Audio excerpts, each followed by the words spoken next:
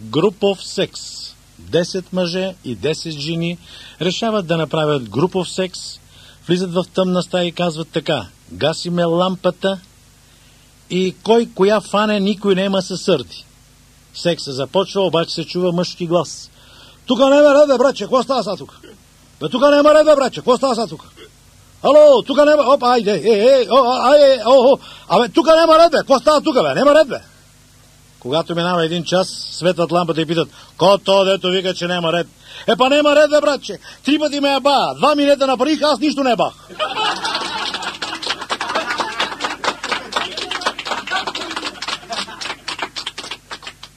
Жена се обажда на любовника си. Скъпи, мъжа ми се мина за Пловдив за 2-3 дена, ще дойдеш и знаеш как хубаво ще си изкараме, самички ще си бъдеме тука. Любовникът отива, тя сложила салатка, сядат, хапват, пиват, събличат се, лягат в леглото и в това време се връща мъжа и забравил нещо. Вижда ги двамата голи и вика: абе, виж, то че правите тука? Мале, ти кой си? Ти че ебе жената, така ли? Ела сега не ебе му кунета, виж как са ебе. Фанал го, теглил му един кур кунета и го изгонил. Минава един месец, жената пак се обажда на любовника си. Скъпи, извинявай се, миналия път така се случи, ама то може се забравя по нещо, ама сега замина за Варна и съм сигурна, че няма да се върне. Той пак идва, пак хапват, пиват, тъмън се събличат, мъже и пак се връща. Абе, ти какво правиш тука, бе?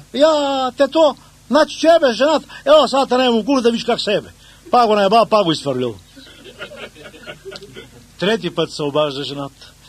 Съжалявам, че така се случи, ама то може се забравя по нещо, бе. Ама виж какво сега, този път замира за Москва, оттам ми се обади, няма начин да се върне. Ами той мъжът, като няма да идва, за какво да идва?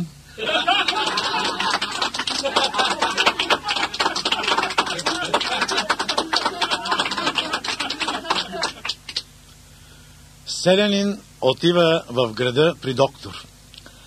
О, доктора, добър ден, значи да ти кажем са, ние с моята жена си живеем така доста години, обаче нещо не е добре, сега искам да разберем какво мога да направим така да и мине. Ами нека да влезе.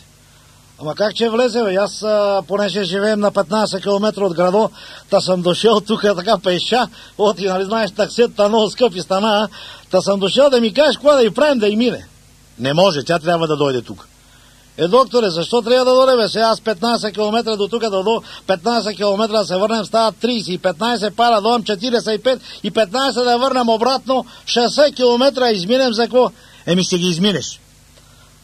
Докторе, кажи сега, що ще и правиш? Що ще и правим? Че и пръднем на путката и че и мине. Абе, докторе, от име не пръднеш на кур, я ще го занесем, бе.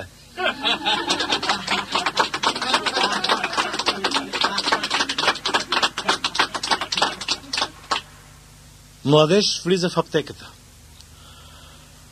Другарко, я тук да се разбереме тук какво става. Извинете, госпожа, аз съм се още малко умел. Обаче, гледайте сега тук, виждате ли го това? Това нещо тук имам така нещо, сте направили много кофти, някакви дефектни стоки продавате. Какви стоки? Ето го, вижте, този презерватив. Ма моля ви се, скрийте го. Как ще го скрием? Този презерватив дефектен. Гледайте, отдолу има дупка. А знаете ли тази дупка, какво ще ми струва? 18 години издръжка. Или пък яд спин, яд трипер, яд сифилис и така нататък. Може и такива работи. Дайте ми книгата за оплакване, за да мога да се подпиша там аз. Да пишат и да се оплача. А от опашката се обажда старец. Пиши, синко! И пиши, и че се угъват!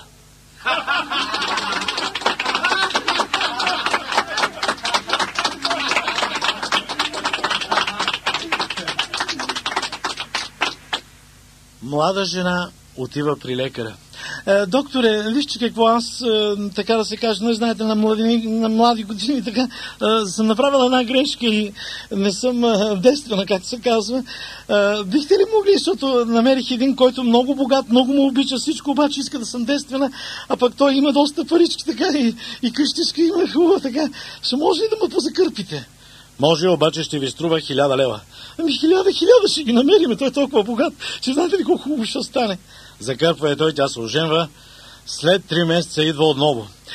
Докторе, ние се разведохме, той сам, аз му вземах къщата, пък той си взе колата, обаче сега съм намерила един пък, който има виличка, двуетажна виличка и такова, и мерцедес, че има, и много парички има. Ако може пак да ме закърпите. Готово, нали ви казах 1000 лева? Ма разбира се, няма проблеми. Пак я закърпва, минава 2-3 месеца, тя пак идва. Докторе, ще може ли, пак ние се разведохме, аз взех виличката, взех това и колата, пък той му останаха парите. Но сега съм намерила един пък, който много богат, ще му заведе в чужбина, сигурно в Америка, Лос-Анджелес, някъде. И ще може ли пак да направим така, да му закърпите? Може. Закърпва я пак и казва 8000 лева. Ма докторе, до сега беше 1000, сега 8000 лева. Сега съм ти направил цип, ма го искаш отваряй, го искаш затваряй.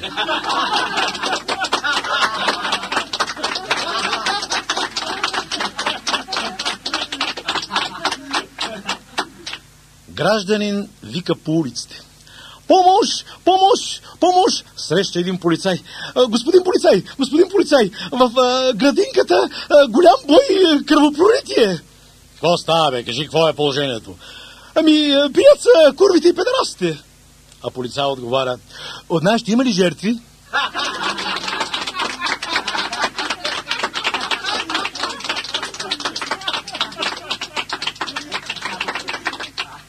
И нека не подминаваме Иванчо и Марийка.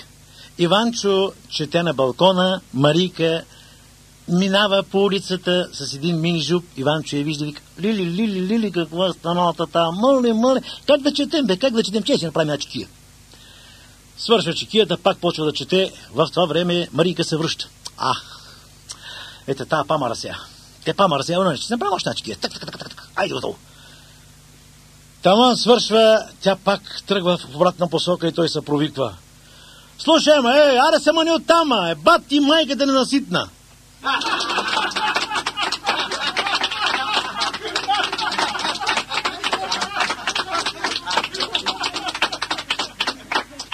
Борец влиза при доктора.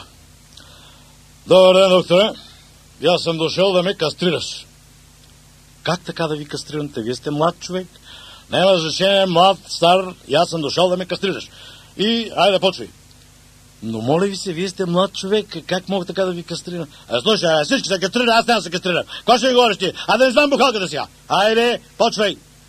Добре. Лекарът го кастрира, той излиза навънка, неговия приятел го чака и ми вика, какво стана, бе, вакцинираха ли те? Моля, аз съм сбракал думата, бе.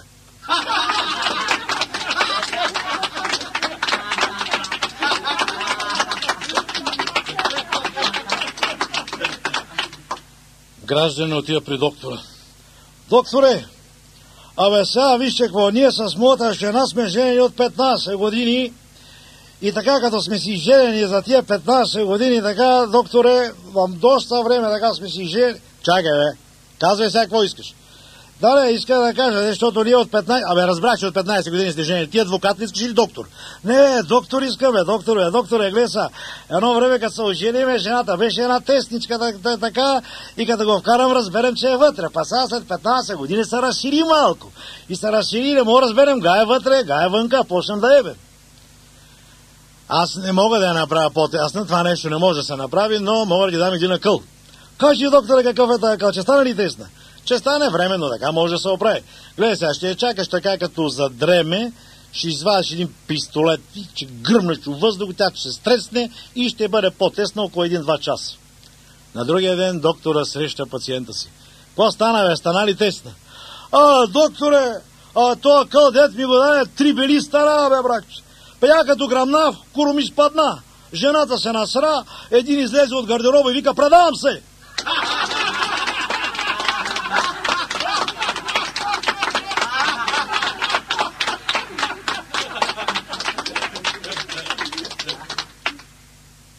Влюбена двойка така се увлякла в секса, че започнала бурен секс на линията на влак. В това време влака идва, свири, намалява, стига до тях, спира в последния момент, излиза машинист и вика, какво правите, бе? Едва съм спрел, бе! А любовника се обажда. Кой може, спира!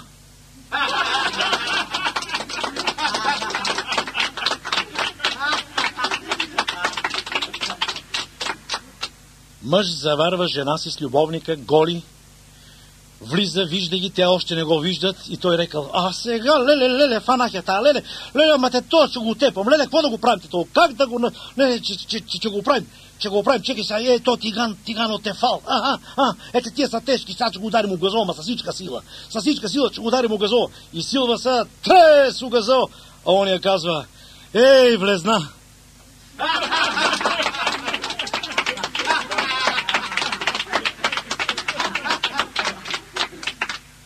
Нашенец среща един негър. Абе, църно, а какво правите вие, бе? Каква тая работа е? Какви сте църни, какви сте маймуни, а нашите жени се с вас съебате. Какво им правите толкова? Ние ме много хитър. Ние беме много хитър, защото ние вкара много бавно вкарва и жена мисли, че е много дълъг и затова се снася, бе. О, те са, че оправим аз моите. Отива при жена си, ляга и започва бавно, жената търпи и накрая казва: аре, стига, ако ще беше бик, какво се правиш на негър?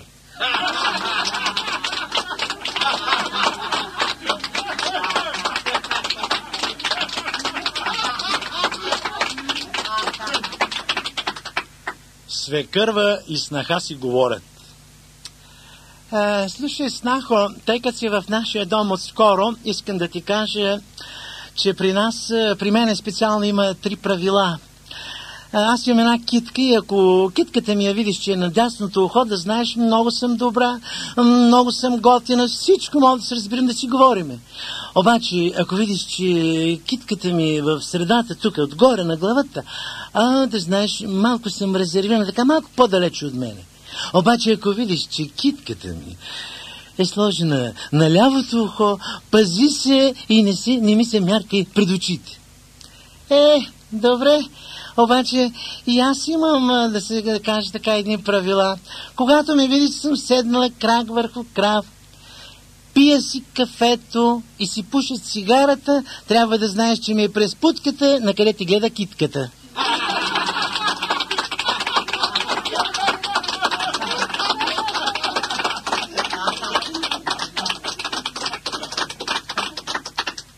На едно събрание ораторът казва: драги селяни, да ви кажа право, алкохола е нещо най-вредно, нещо, което не трябва да се употребя, а вашето село, както се казва, доколкото разбрах, е на второ място по потреба на алкохол.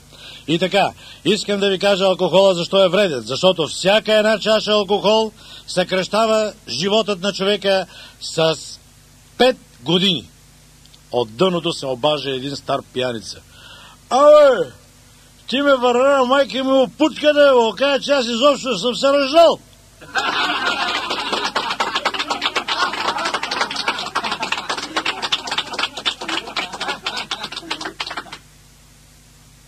При доктора: докторе, абе, гледай са, да ти кажа, някакви болки чувствам, започва от газо.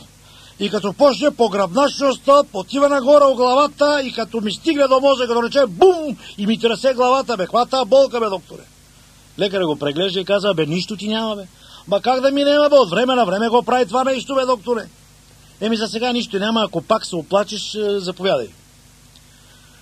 На следващия ден пак идва: докторе, като ме почне от газо, минава по гръбначността, минава нагоре у мозъка, ми прави бум.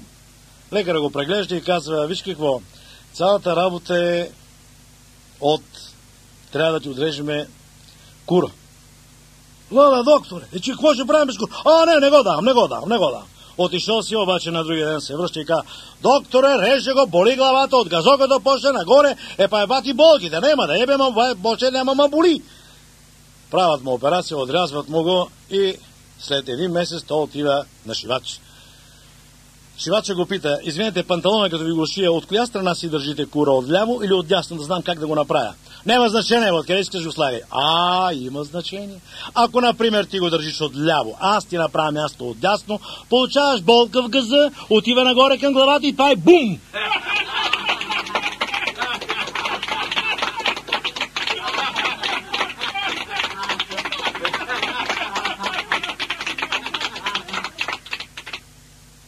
Мъж при проститутка и на сутринта става и дава 5000 лева. А тя му казва: мисля, че снощи се разбрахме само за 1000. 4 бона ти давам да траеш, на никой да не кажеш, че не ми е станал.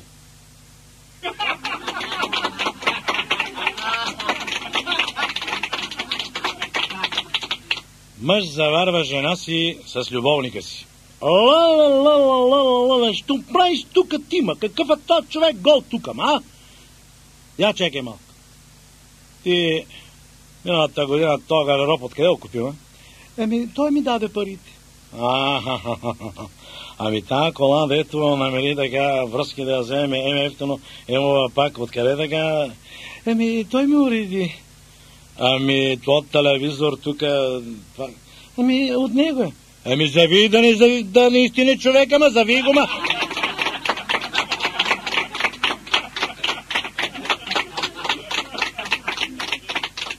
Двама шопи срещат едно магаре.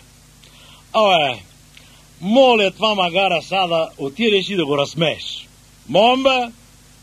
Отива, казва нещо на ухото и магарето почва да се смее, да се търкаля, да се смее, да се търкаля. Какво му каза, бе? Това си е тайна, брачи. Добре, бе, а сега моля го разплачеш. Моля, разбира се. Отива пак до магарето ревнало, отрев и избегало. Кажи ми сега първия път, какво му каза, бе? Първия път му казах, че моя е по-голем от неговия и той умре от смех. Добре, а втория път как го разплак? Втория път му го показах.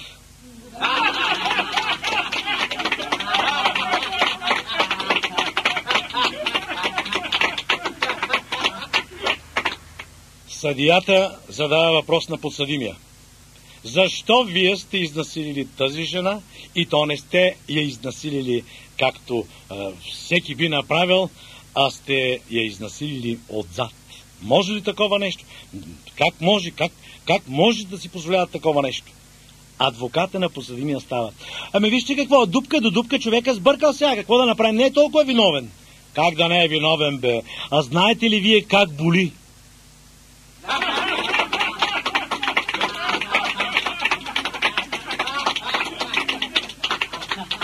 Двама борци карат една крава.